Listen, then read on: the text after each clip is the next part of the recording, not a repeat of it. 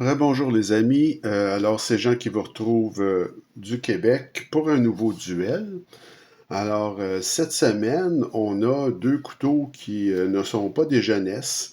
Alors vous avez le Kaiser Sea Lion et le duel est contre le Booker Skundrel. Alors on commence tout de suite. Alors le Sea Lion, ça fait pas tellement longtemps que je l'ai acheté, mais c'est quand même un couteau qui date là, de plusieurs années, je vous dirais, au moins 4-5 ans. C'est un design de l'excellent designer allemand Juli Hennecke. Moi, je trouve ça c'est superbe, hein? C'est très original, ce couteau-là. Il a essayé d'imiter là, la crinière d'un lion de mer ici. Donc, c'est discret, c'est mince, il y a un souci du détail. C'est vraiment très, très bien comme design. Du côté du Booker Skundrel, c'est un design je crois que c'est Steve Kelly. Donc c'est Kelly, mais je crois que son prénom c'est Steve, là, si je me trompe pas. Donc c'est joli, c'est bien. Il y a beaucoup de détails dans le manche qui est en titane. C'est un design plutôt classique, hein. Je trouve c'est un couteau qui a des belles proportions aussi, tu sais. Alors, c'est pour le design, j'ai donné une égalité. Alors, pour ce qui est des matériaux maintenant. Alors, au niveau du Kaiser Sea Lion, écoutez, c'est du S35 VM pour la lame. Le manche est en titane, roulement à baie. Vous avez un clip aussi en titane, dont je suis pas trop sûr de la couleur, mais quand même, c'est un clip de belle qualité. Alors, c'est des matériaux là, vraiment de qualité pour ce qui est du Sea Lion. Pour ce qui est du Skundrel, là, ça, c'est du VG10. Alors déjà là, on est pas mal en bas là, du S35.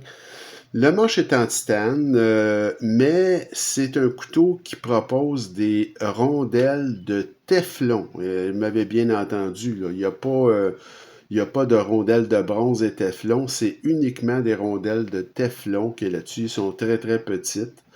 Vous avez un clip également qui est un clip en titane, mais que je n'aime pas beaucoup. Il est très très long, il est pas très beau. Euh, je trouve ça assez ordinaire là, comme clip.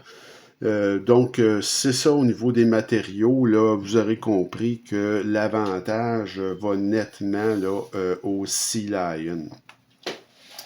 Au niveau de l'ergonomie maintenant, alors le Sea Lion, c'est pas un gros couteau, c'est un petit couteau. Il est assez long, mais il est plutôt mince.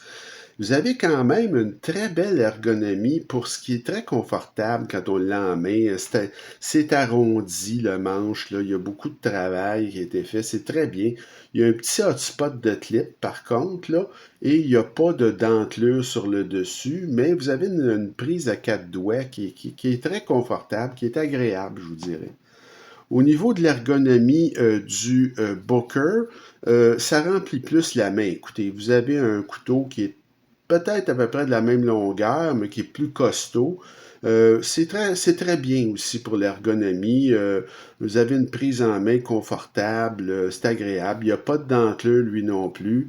Et on sent très peu la clip LED, là, elle n'est pas très dérangeante. Donc, vous avez une bonne ergonomie sur le Booker également. Donc, j'ai donné une égalité pour ce qui est de l'ergonomie.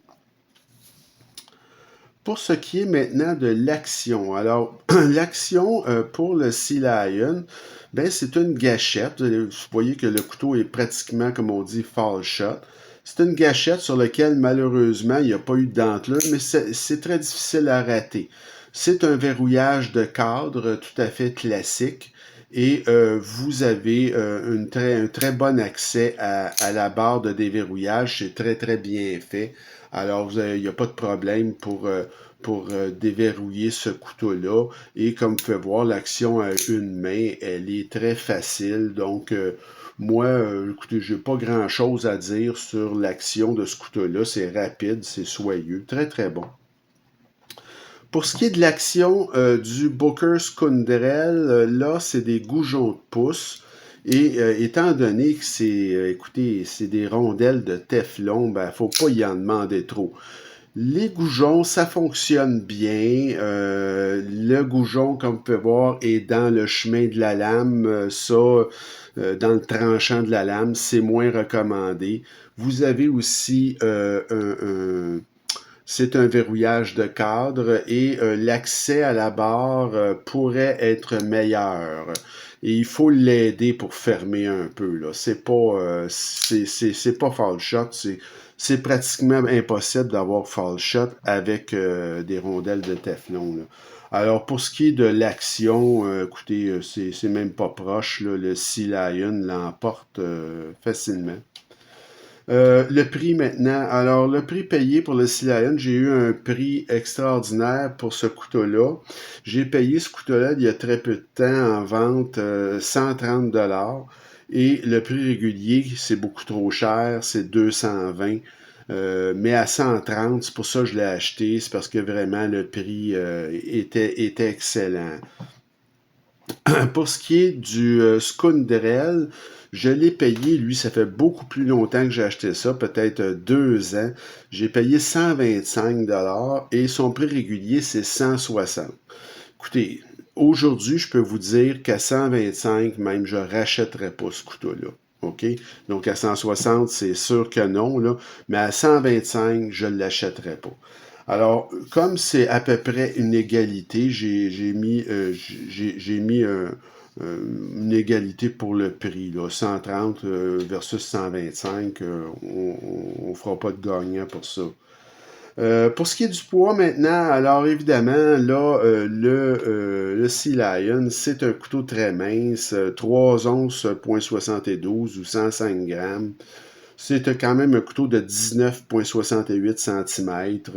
Il n'y a pas de squelettisation à l'intérieur.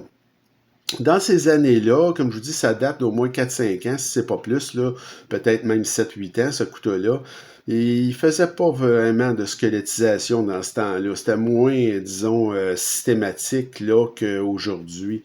Alors, c'est quand même pas un couteau qui est lourd, absolument pas, très agréable, là, comme le poids est très bien. Pour ce qui est du Skundrel, lui, pas mal plus pesant, là, donc 4,7 onces ou 133 grammes.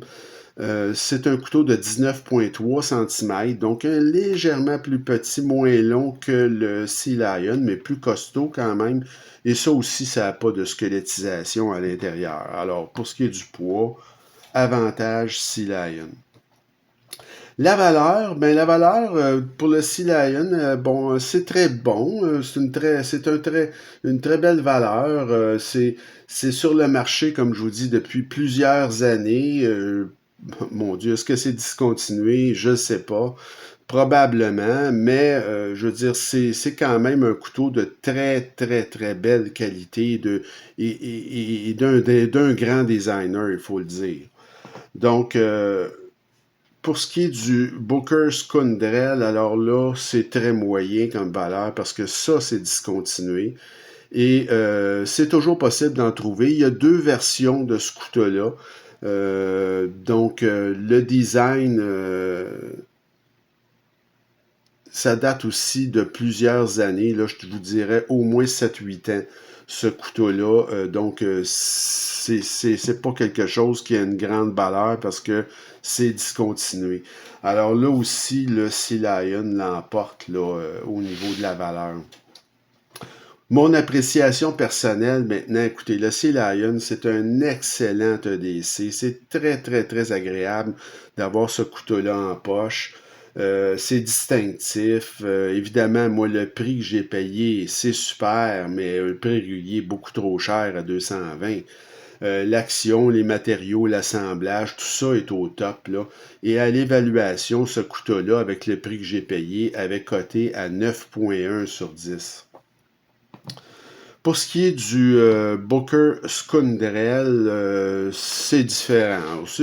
C'est un beau couteau, mais évidemment, c'est très peu salissant parce qu'il est stonewash là, à la grandeur. Mais c'est un couteau qui est solide. Moi, je le trouve un peu terne, par contre, là. Et c'est un couteau qui est un peu lourd aussi. Il n'y a pas de squelettisation, comme je vous dis, de la clip, ce n'est pas une clip de port profond, un peu bizarroïde, là, pas très jolie. Ça manque de raffinement, ce couteau-là. Et comme je vous dis, même à 125 je rachèterais pas ça aujourd'hui avec ce que je connais, là.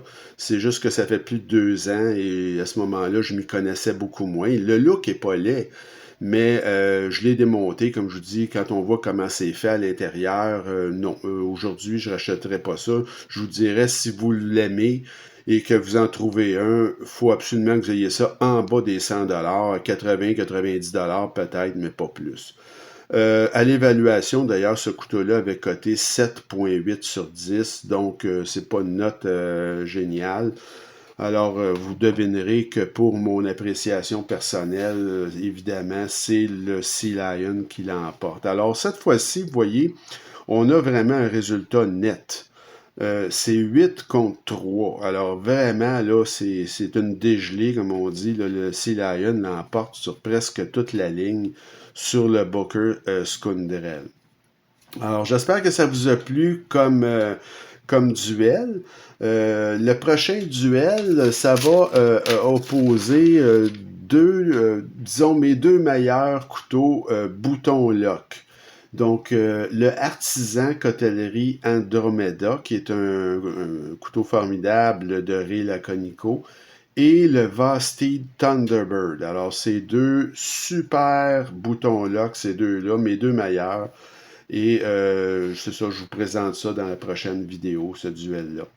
Alors, il me reste à vous souhaiter une bonne fin de journée et continuez à m'écrire, à vous abonner à ma chaîne et on se retrouve très bientôt. Salut!